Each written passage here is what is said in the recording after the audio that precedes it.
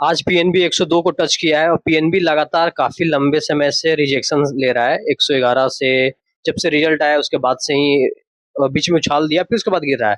तो एक तरफ पीएनबी में रिजेक्शन चल रहा है, आखिर में पीएनबी में हो क्या रहा है और क्या करें? तो मैं आपको कुछ फैक्ट बता रहा हूँ, कुछ बातें मैं आपसे डिस्कस करना चाहता हूँ। पहली बात, अगर आपको दिख रहा होगा तो आप देखो, पूरा ग्लोबल मार्केट, अपना इंडियन मार्केट काफी प्रेशर में है, जो कि निफ्टी 50 का देखा जाए 23,300 के राउंड टच कर दिया है। पर अगर आप ध्यान से देखो तो कुछ स्मॉल कैप, कुछ मिड कैप ऑल टाइम अगर देखा जाए तो हाई टच कर रहे हैं।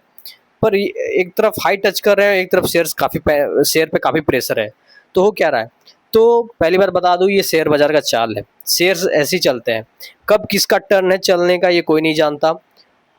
जो अभी आपको जो लग रहा है कि काफ़ी, जिसमें आप प्रेशर बन रहा है, काफ़ी पैनिक सिचुएशन आ रहा है, काफ़ी शेयर्स गिर रहे हैं, अभी उसका टाइम नहीं है, अभी उसको कंसोलिडेट करने का टाइम है, वो कंसोलिडेट करा है। फिर जो अभी खूब भाग रहे हैं, खूब चल रहे हैं, फिर वो रुक जाएंगे, फिर जो ये रुके हुए थे फिर ये चलना चालू करेंगे। तो पीएनबी, ये एक बात हुआ। दूसरी बात, पीएनबी इतना गिर रहा है, क्या करा है, क्या किया जाए? तो कुछ 2-3 पॉइंट है जो आप खुद से डिस्कस करिए। आप ऐसे सिचुएशन में ना सपोर्ट, ना चार्ट, ना कुछ काम नहीं आता। जब बाजार गिरता है, तो मैंने लास्ट वीडियो से बोलता रहा हूँ, बाजार जब गिरता है तो कुछ काम नहीं आता।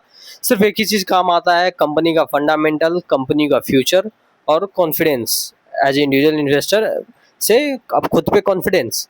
तो अगर क्या फंडामेंटल अगर चेक किया जाए तो क्या पीएनबी फंडामेंटल खराब है? बिल्कुल नहीं, पीएनबी फंडामेंटल अच्छा है। पीएनबी का नेट प्रॉफिट अच्छा है। पीएनबी का इंटरेस्ट में थोड़ा सा डिक्लाइन है, अगर आप उसको नोटिस कर रहे हो या ऑन, लेकिन मैंने लास्ट टाइम से बोला कि पीएनबी का 4-5 साल से देखा जाए तो काफ़ी अच्छा है। नेट एसेट में काफ़ी इंप्रूवमेंट हुआ है, ग्रॉस एनपीए में काफ़ी अच्छा है। कंपनी ने डिविडेंड पे की है। डिविडेंड पे करना एक बड़ी बात होती है। डिविडेंड पे वही कंपनी करती है जिनके पास एक्सेस फंड है, नेट प्रॉफिट के बाद भी काफ़ी पैसा बचा, तो उसने अपने शेयर होल्डर को ऐसे दिया कि नहीं ठीक है, शेयर होल्डर को दिया। तो पीएनबी जब इतना कुछ कर रही है, दूसरी बात, कंपनी गवर्नमेंट कंपनी है, कंपनी बैंकिंग सेक्टर में, बैंकिंग सेक्टर फॉरएवर ग्रीन है।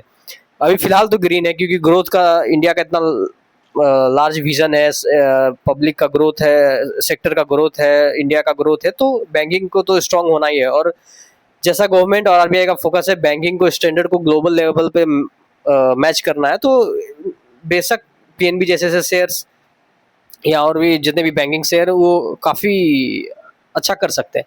तो जब सब कुछ इसके फेवर में और अचानक शेयर नहीं बढ़े, तो आप खुद से पूछिए, एज इंडिविजुअल इन्वेस्टर से देखा जाए तो क्या शेयर नहीं बढ़ रहा है तो पैनिक करें, या शेयर नहीं बढ़ा तो क्या लॉस में बेच दिया जाए? मेरी कोई बाइंग सेलिंग नहीं है, सिर्फ एजुकेशन पर्पस है, पर्सनल एनालिसिस है। तो मेरे हिसाब से पीएनबी चाहे जितना नीचे जाए, क्योंकि जब बाजार गिरता है तो कोई चार्ट सपोर्ट काम नहीं आता। हो सके 100 से ही बाउंस बैंक कर जाए, क्योंकि क्योंकि यहाँ पे आप समझ रहे हो ना, पीएनबी या कोई भी शेयर बाजार में लॉट ऑफ गेम्स होते हैं। तो क्योंकि मार्केट में अगली पार्टी को भी पता है कि कहाँ पे सपोर्ट होता है, कहाँ पे पब्लिक कहाँ तक सोच सकती है, कहाँ तक रिटेल इन्वेस्टर्स हो सकते हैं, कहाँ तक वो होल्ड कर सकती है, सब कुछ मार्केट में सोचा जाता है। सब कुछ साइकोलॉजी वाला चल रहा है अभी पूरे ग्लोबल में। अभी वही जीतेगा जिनका मेंटल स्ट्रांग है, जो साइकोलॉजिकल स्ट्रांग है, जिसको पता है कंपनी का फंडामेंटल क्या है, कंपनी क्या करती है, कंपनी का विजन क्या है, कंपनी का प्रोग्रेस क्या हो रहा है। जिसको ये सब पता है उसको कोई दिक्कत नहीं, उसको कभी घबराने की दिक्कत नहीं, उसको लॉन्ग टर्म उसको पता है भाई कंपनी अच्छी है, ठीक है, गिर रहा है, गिरा, अभी पीएनबी का टाइम नहीं है, अभी गिर रहा है। आगे आखिर 4 महीना पहले यही शेयर धूम मचा रही थी, 110, 12, 20, 32 के रेंज में चल रहा था, आज वही शेयर खराब हो गया। सिर्फ कुछ सिचुएशन, सिर्फ थोड़े से पैनिक सेलिंग आने की वजह से शेयर खराब हो गया? नहीं, ऐसा नहीं है। ठीक है, अभी पीएनबी के फेवर में नहीं है मार्केट, पीएनबी में अभी प्रेशर है शेयर में, ठीक है ना। लेकिन उससे एज इंडिविजुअल इन्वेस्टर को घबराना नहीं चाहिए, उनको लॉन्ग टर्म का विजन रखना चाहिए, फंडामेंटल एनालिसिस करके, और खुद पे भरोसा रखना चाहिए। मेरे हिसाब से अगर मुझे देखा जाए तो मैं ये मेरा पर्सनल एनालिसिस है, पीएनबी जितना भी गिरे, जहाँ तक जाए, ऐसे तो गिरने का, बाजार जब भी गिरता है सेंटिमेंट भी सब वही लेवल सपोर्ट काम नहीं आता।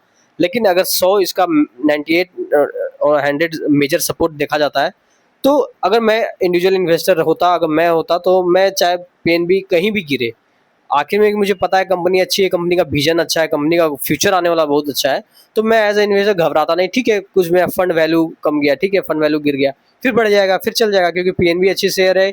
सेंटीमेंट, ग्लोबल प्रेशर की वजह से, जब ग्लोबल प्रेशर आता है तो कोई भी शेयर बचता नहीं है, और जो शेयर टारगेट पे, उस किसी पे भी कोई भी शेयर अप डाउन हो सकता है, ऐसा कोई पैरामीटर नहीं है, ऐसा कोई फार्मूला भी नहीं है कि आप इसे पकड़ पाओगे कौन शेयर बढ़ेगा कौन शेयर गिरेगा, ये कोई नहीं जानता।